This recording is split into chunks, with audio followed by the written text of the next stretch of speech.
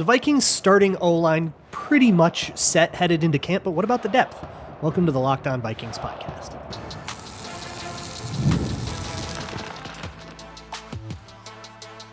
You are Locked On Vikings, your daily Minnesota Vikings podcast, part of the Locked On Podcast Network, your team every day. Hey, everybody. Welcome to the Locked On Vikings podcast, where we're always trying to learn something new. It's part of the Locked On Podcast Network, your team every day. Today's episode is brought to you by FanDuel. Right now, new customers can get $200 in bonus bets when your first $5 bet wins. My hashtag everydayers know what time it is. It is Townhall Tuesday, and that means I am taking your questions as submitted to me via the Google form, which is always linked in the show notes. If you have any questions for me or hot takes that you want to confess anonymously, you can put them in that doc, and I will get to them by whatever the next Tuesday is. Today, the first one I'm going to take comes from You Don't Win Friends with Salad, which is a great name for somebody asking an O-line question. They ask, the O-line is going to be very good, but I don't see them staying healthy all year. Which backup could you see coming in and being a difference maker and making an argument to take the job long-term or drawing trade attention / future free agent attention? So I think easy answer here is Blake Brandel. If he is truly going to be the backup and we don't have like a oops, Donovan Jackson isn't ready to start situation, which, don't get it twisted, very much a possibility. But let's for now pencil in Donovan Jackson as the starter at left guard, just to make it simple, and consider Blake Brandel a backup. If he does have to come in, which he could come in at tackle, he could come in at right guard if Will Fries is hurt, if his leg doesn't hold up or whatever. Or he could even play left tackle. He could even compete at left tackle with Justin Skule to see who takes over for Christian Darrisaw. So this question has a lot of layers to it, right? Because I think the most likely impact starter or impact backup is whoever takes over for Christian Darrisaw. That's the most likely backup to need. We don't know if he's going to be ready at all. But to your point, I don't see them staying healthy all year. I think you're probably right. Just by law of averages, it's just really rare to have an O-line stay healthy all year. Eventually backups just need to come in. It's a physical sport and guys get hurt. They twist ankles, they pull hammies, they have little concussion problems. And you're going to need a guy for a couple of weeks. Now, if a bunch of season-ending injuries is bad luck, right? There's still a degree of severity thing to it, but you're going to need your backups at some point. If the Vikings need Justin Skule, I think that Justin Skule probably could come in, play 3 good games, and end up getting a decent free agent deal next year. And that could be it, if Christian Darrisaw misses any time. That's it. Darrisaw's timeline right now, we haven't heard a lot about it, but what we have heard with Darrisaw is optimism for week 1, maybe even optimism for getting in at camp at certain points. So if he does miss some time, it doesn't sound like the Vikings expect it to be a lot. But you still got to worry about that possibility, right? I think elsewhere in the depth, there's not a lot of competitions. I think there's maybe going to be a, in-name only competition between Blake Brandel and Donovan Jackson. I think just about everybody expects Donovan Jackson to win that. Even if it's not by default, it's going to be like Ed Ingram's first camp was, whereby, the second week of camp, he has the job. But the depth battles get a little bit more interesting. Justin Skule, Walter Rouse, some people really like Logan Brown out of Kansas, the undrafted rookie. On the interior, they brought in that NC State center to compete probably with Michael Juergens, who is currently the holder of the backup center job. But they did, before they drafted Donovan Jackson, Kevin O'Connell did talk about flirting with Michael Juergens being a backup guard, and that would leave the center job wide open for that undrafted rookie to take it. So there's some intrigue in the second and third team offensive line setups. But in terms of who makes an argument to take a job long-term, that's pretty tough. It would have to either be a crazy performance from a Michael Juergens at center if Ryan Kelly goes down or something like that. Or it would have to be a situation like Justin Skule or Blake Brandel playing well in relief for somebody and then going elsewhere to get a starting job. Blake Brandel in particular, he's got 2 years left on his deal. So even if he does come in for say Donovan Jackson twists an ankle, he comes in, or maybe he wins that job for a little bit and plays well. The Vikings still have an additional year of team control. So you're probably looking at if he does play well enough to get to earn a starting role somewhere, you're probably looking at trading him, which maybe that's a conversation we would have next offseason. Andrew asks, has the Vikings' ability to evaluate and sign high-quality undrafted free agents made 6th and 7th round draft picks a free surplus commodity?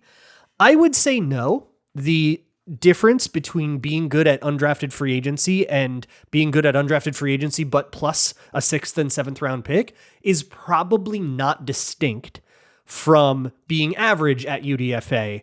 I don't think the ability to succeed in undrafted free agency interacts at all with the value of a 7th round pick. Like if you can trade a 7th round pick for a veteran, the value of that as compared to what you expect for 4 years of team control at a low cost for a 7th round player is it doesn't change that comparison if you can also add an undrafted free agent or not. Plus, it's not something that I think is wise to lean on, rely on. You don't know that you haven't just been lucky with undrafted free agency. And that's not to take credit away from Kwesi for the successes that he's had, right? Those are scouting successes, but the sustainability of that is not proven. And I don't think that the team should act as though it is proven. That feels a little bit just irresponsible. Why not just have your 6th round pick and your undrafted free agent and have them all work out? Or if you're going to trade your 6th round pick, great. Get a good player for your 6th round pick. I think they did that this offseason with Jordan Mason, for example. John asks, do you think Kwesi sees undrafted free agents as equivalent to 7th round picks? Thought of this when you were discussing diversified investment on Monday. Probably not. Undrafted free agents are not a scarce commodity. You can get as many undrafted rookies as you want. And the reason the Vikings have a lot of undrafted rookies is they lost a lot of players they had the most snaps leave. They had lost a lot of talent this offseason. They replaced a lot of it too, and some of those losses were on purpose, but they just lost a lot of depth players, a lot of Trent Sherfields that left, and a lot of futures players that they didn't bring back too. So they just physically needed to fill out. Undrafted free agency essentially takes you from whatever your roster is at post-draft to 90 men or 89 or 88 if you have plans to grab somebody or something like that. You want to leave a spot open for mini camp like they did this year. But you can sign 10, you can sign 20 undrafted free agents. You aren't really using a finite resource outside of the cap space to get those guys, and they don't count toward top 51 anyways until they make the team. So it's kind of not a scarce commodity, whereas 7th round picks are a scarce commodity, right? There's a finite number of them in the league. You get assigned 1 plus any compensatories, and that's all you get. So you have to treat that as precious as you value it. So probably not. That said, I can't remember if it's Kwesi. I think it was Rick Spielman. It was a Vikings GM.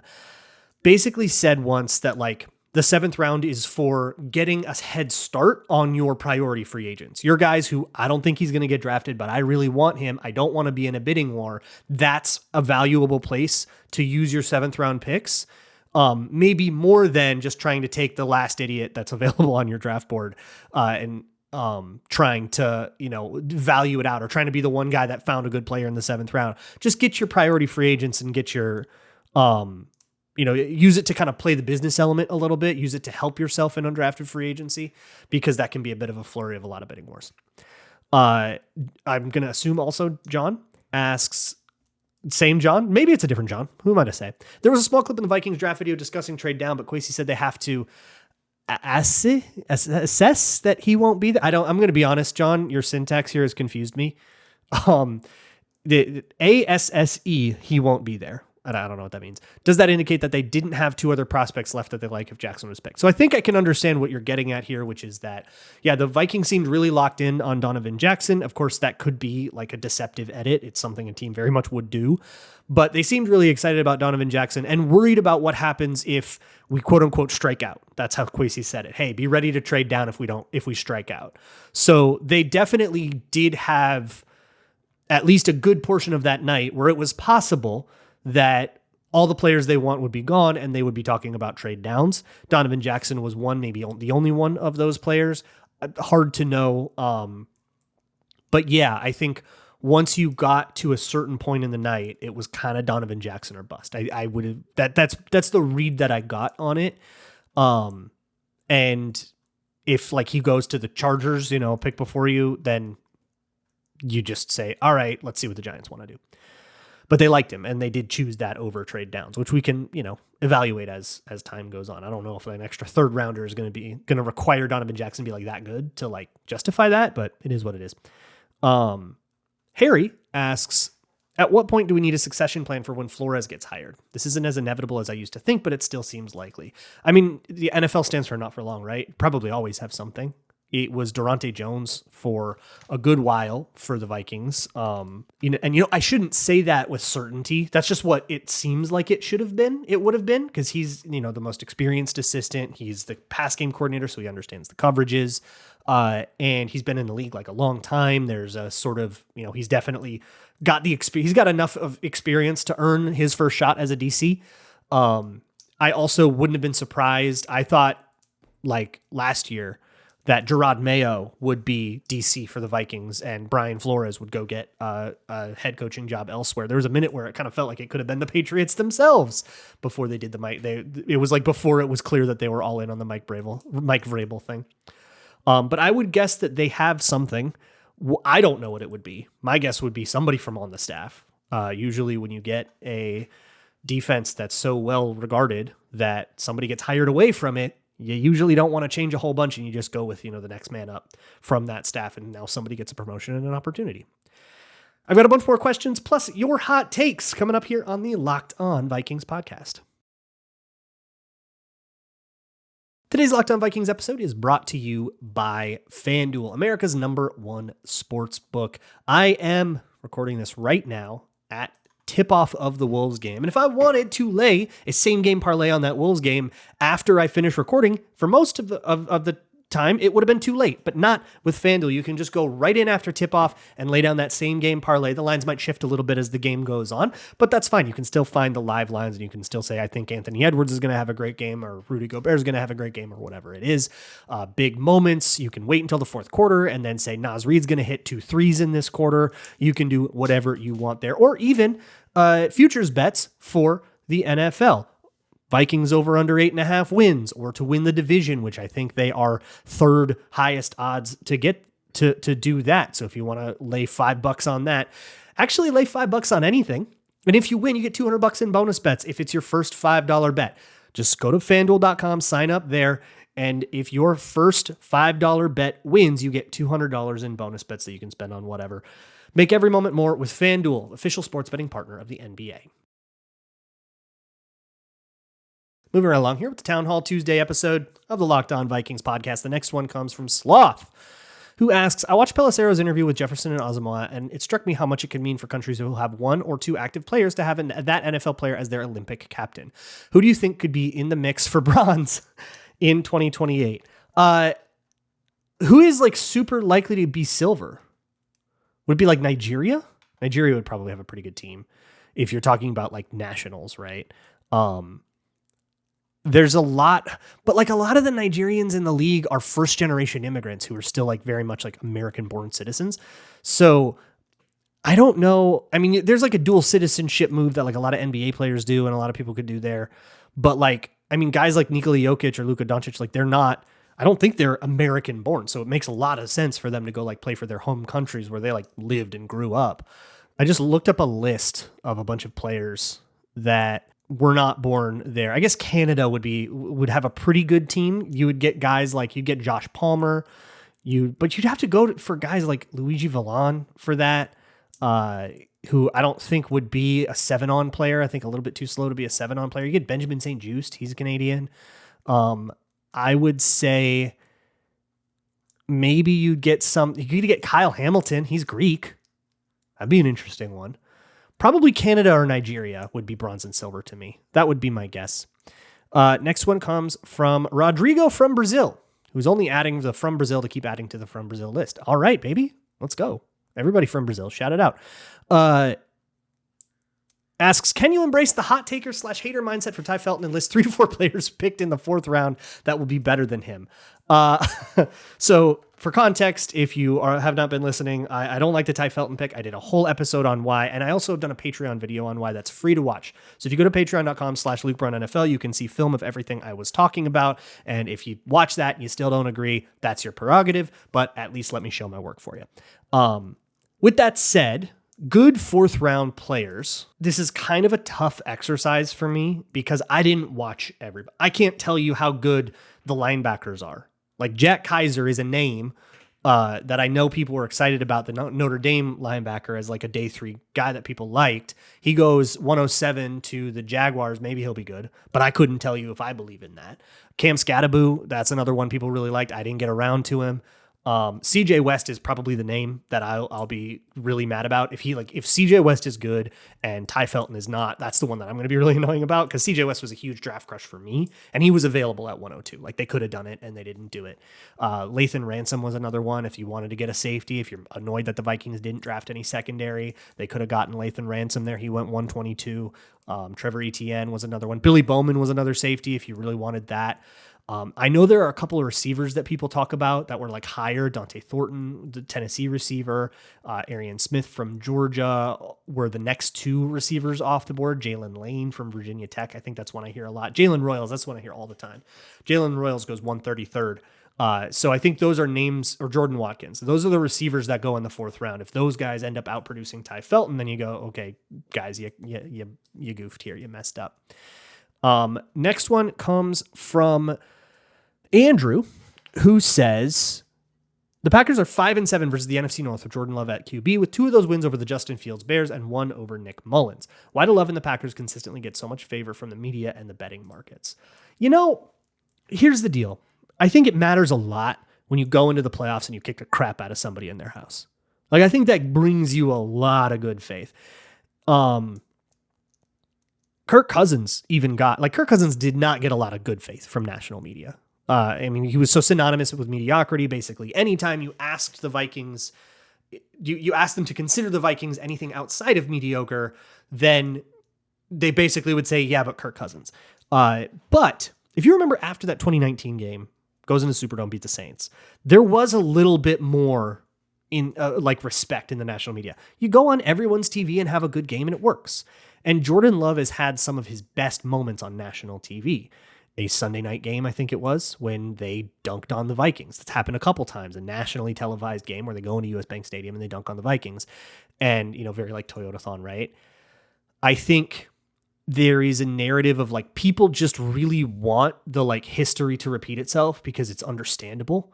So like another Green Bay quarterback sits for 3 years and it works. And anybody that thinks, hey, we throw quarterbacks to the wolves too quickly and wants to confirm that take, look no further than Jordan Love.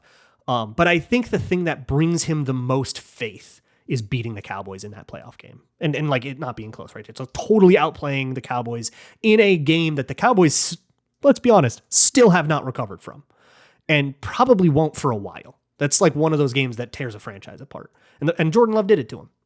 So I think that like there's at least something proven. You've won a playoff game, right? I don't think he gets close to the unbeatable vibe that Aaron Rodgers had or Brett Favre did back in his day, where it just felt like they were just a juggernaut every single year and you'd be happy if you split the series. But Jordan Love's a decent quarterback. I think he's perfectly adequate quarterback. I think mechanically he's underrated. I think he's got a lot better mechanics than he gets credit for. I think he just bozos out a little bit too much, and that's what leads him to be 5-7 versus the NFC North. And the older he gets, the less that's going to happen. So we can kind of move on from there. But I think if Sam Darnold were still on the Vikings, I think the Vikings would be favored over the Packers in most of this. I think if you just ran that back, people would say, well, it's a proven thing and I understand it. And they won 14 games. And so here's the odds. And it would just be better than the Packers odds because the Vikings were a better team than the Packers last year, bar none. So there is an uncertainty with the Vikings that sinks them and will always sink a team when you have a quarterback that people don't know what to make heads or tails of. And then add that to the fact that the Packers have proven something. They have won a playoff game. They've gone on the road and won in the playoffs. They're the only 7th seed to win in the playoffs. Like that game does so much. And they've had these big breakout moments in primetime, or Thanksgiving last year when they just absolutely unravel the Dolphins. Like they have this sort of, we can just kind of pound you into dust thing to them. And it has happened in high profile enough moments where that becomes your opinion of the Packers, where you go, I know the Packers can be good. Can they be good consistently? Here are the questions. That's why they're not, a top 2 team in Super Bowl odds. But those games stick in people's minds. And then when the Vikings go on primetime, they poop their pants in Detroit, and then they poop their pants in Arizona against the Rams. Then you're not going to get as much credit for that. And people aren't going to forget. And I don't think they should. Last question comes, before we get to the hot takes, comes from procrastinating grad student who says, in an unprecedented series of PR catastrophes, every single player on the Timberwolves is suspended indefinitely, and Coach Finch must recruit an entirely new starting lineup for the playoffs exclusively from the current Vikings roster. Who are the starting 5 and what positions do they play? No, I will never finish this paper. Dude, you have to finish the paper. You have to finish the paper. I'll give you this answer, but only if you promise to finish the paper. You promise? Okay, good. Thanks for promising. So the answer to this is that it's going to be rough. They are not winning against the Oklahoma City Thunder with this roster. Okay. Maybe they aren't anyways. I don't know. The game is happening right as I'm recording. I have no idea what's going on in it. But the answer is, I don't know who. There's another thing in this about you're not going to redesign the offense. So what players match the roles of the Timberwolves? You're asking the wrong guy. I have no idea whose role is what on the Timberwolves. Okay. I watched the shooty go in the hoop. That's my relationship to basketball. I have no, Rudy Gobert is big and Anthony Edwards is not as big. That's about as quick as I can get. Right. But basically anybody under 6'4" is out for this, right? Surely everybody under 6'4" is out. So you have, rough time here with getting guys if you want someone fast like Ty Felton in, or guys that are just athletes like Jordan Mason, right? Or Isaiah Rodgers, who's really fast. Yeah, but he's 5'10". He's never going to make it again in an NBA game. You're just never going to live. So you have to go to fast-ish athletes that are of height. So that immediately just sorting the roster highlights Matt Harmon, who's 6'5", 245. This is about as good size-wise as we get, and it's not good, but it's what we got to do. And he ran a 4.75. That's probably okay. I don't know what 40 times you get in basketball, but that's got to be reasonable, right? You have to look at Bryson Nesbitt, Gavin Bartholomew, basically the whole tight end room. You got TJ Hawkinson in here too. Josh Oliver, that's probably what you have to do. And then maybe you can get somebody to be your hashtag big, your quote unquote big, which would be Matt Harmon or Tyler Batty or somebody a little bit more muscular to get in. But in all honesty, you're cooked. Okay. Do this with the links. Let's move on to your hot takes next on Locked On Vikings.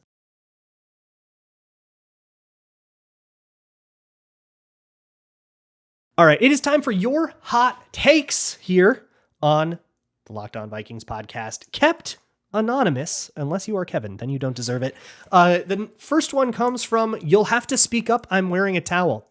Yeah, sure thing, buddy. The NFC North is the best division in football. The Super Bowl winner will come out of the NFC North this year. I spoke up. I hope that helped you. Yeah, sure. That's doesn't seem like that hot of a take. It's probably them or the AFC North, or the two divisions that people would argue about. I mean, they put 3 teams in the playoffs last year, and everybody's hyped about the other one anyways. That's a pretty room temp take, buddy. Caleb's cousin says JJ McCarthy ran a 4.48 40 time, which is faster than Jaden Daniels' 4.50. I forgot about that. Yeah, he killed the 40. Nobody cares because it's a quarterback, but let's go, buddy. JJ McCarthy will rush for more yards in 2025 than Jaden Daniels. Yeah, hot take. Sufficiently hot. This won't happen unless somebody gets hurt. Jaden Daniels likes to run. He uses running. The team uses running. JJ McCarthy is a lot more like he's not like Caleb Williams as a runner, but he is as judicious. Caleb Williams does not like to take off. Neither does JJ McCarthy. They want to, run around, move around, claim space, buy time, but they keep their eyes downfield. JJ McCarthy is not an eyedropper in the way that Jaden Daniels is an eyedropper and gets away with being an eyedropper, which is one of the things that really, like, one of the debates about him as a draft prospect was, well, he drops his eyes all the time. You can't do that in the NFL. And then the answer to that turned out, yep, he can. He just did it and got to the NFC Championship game. However, that won't long-term sustain. People will eventually realize that he's an eyedropper. You can flush him out and then, vice tackle, and you can probably get him to ruin a bunch of plays. Hashtag Everyday Matt says Jordan Love is the Packers version of Kirk Cousins and puts them in Vikings-like purgatory. Good enough to win 10 games every year, but not great enough to justify a contract that limits their ability to build a team around him. They'll pick 20th in the draft every year. He is their QB. Look, this isn't Locked On Packers, okay? And I'm sure we'll do an NFC North thing where I can talk about my problems with the Packers and their team building this year, or the last few years. Their draft and develop thing stagnated really hard before Gutekunst got in, and Gutekunst has been a lot more reasonable. He's not Ted Thompson about it. But I think they've still been a little bit weenie about some of their problems. They are a little bit too content every year to throw Devondre Campbell out there and just say this will work out fine, or say, yeah, Romeo Doubs and Christian Watson, that's a good enough wide receiver core. And yeah, they went this year and they picked up, they drafted Matthew Golden, good for them. But there's always now it's the secondary. There's always a couple positions where it's really, man, Eric Stokes, you're doing that. And maybe that's because of contract stuff, but I never really thought it was with Cousins either. I don't really think it's about money. I think they could have done the money if they wanted to. Their cap is fine. I think it's more a little bit too much faith in players that haven't proven enough for them. Red Homer Hanky says cheese inside of a burger is a far greater food innovation than fries on a dang sandwich. Is that a hot take? Fries on a sandwich. If you're going to talk about fries in an unorthodox place, but it hits, you got to talk about a California burrito, right? Fries in a burrito. Oh, whoa. Okay. We're innovating, right? That's somebody's idea. We're doing great. But cheese inside of a burger. I mean, this is a Minnesota podcast. You're among friends here with that take. I think you could probably have gotten a little hotter. Nivek backwards. You're not fooling me. You're not fooling me. So Nivek backwards, who I feel inclined to tell to shut up, did a whole big long thing, and I know it's not Kevin because Kevin wouldn't put this much effort into it. About my take about the playoff seeding from Friday's episode of Locked On Vikings. So basically, the league shoots down reseeding of the playoffs after the second round. Long story short, I agree with that decision. I think that would have been a bad idea. And in particular, at the crux of my argument is that it would trivialize division rivalries and they would atrophy and die over the long term. I'm not reading your whole thing, Nivek backwards. Okay. You sent me an essay. This has got to be 600 words, which please, thank you for that. Okay. I'm not saying you shouldn't have done that. It's awesome. I'm not reading it all on the podcast. But at the crux of this is essentially that you think teams will still very much care about beating their rivals, whether or not the division crown is worth anything in playoff seeding. I think we have enough precedent from the NBA specifically to be genuinely concerned about that, right? What are the basketball rivalries? Okay. I was Googling this because I'm not familiar enough with basketball. And I was what are the basketball rivalries? And I couldn't find ones that aren't LA Boston because of Larry Bird and Magic Johnson, that aren't rooted in history of playoff matchups. If you who's the biggest rival to the Timberwolves? Is it the Lakers? Is it the Nuggets? Those are all based on playoff matchups, right? There isn't just one that you go, well, nobody in basketball says, well, if we lose all our games, but we beat the Nuggets, we're happy. That isn't a thing that, and basketball, culturally is a lot different. It's a lot more based on stan culture and star power, which I also I don't like. But they don't have divisions. And I think if they did have divisions and a playoff format that super rewarded that, you would start to rekindle some rivalries of old. And I think college is a great example the other way. There are conferences with huge stakes for winning your conference, right? That's the difference between a playoff bid or not for all but two teams. So huge stakes. And those are ancient white hot blood rivalries. And the other main point is one of equity. And I think you don't necessarily need a perfectly fair and equal format. Maybe that's a hot take from me, but I think it's better to me that it's intuitive and rewards the right things rather than being, than perfectly encapsulating the right meritocracy. I think it's okay if every once in a while a better team goes on the road to play a worse team in the playoffs.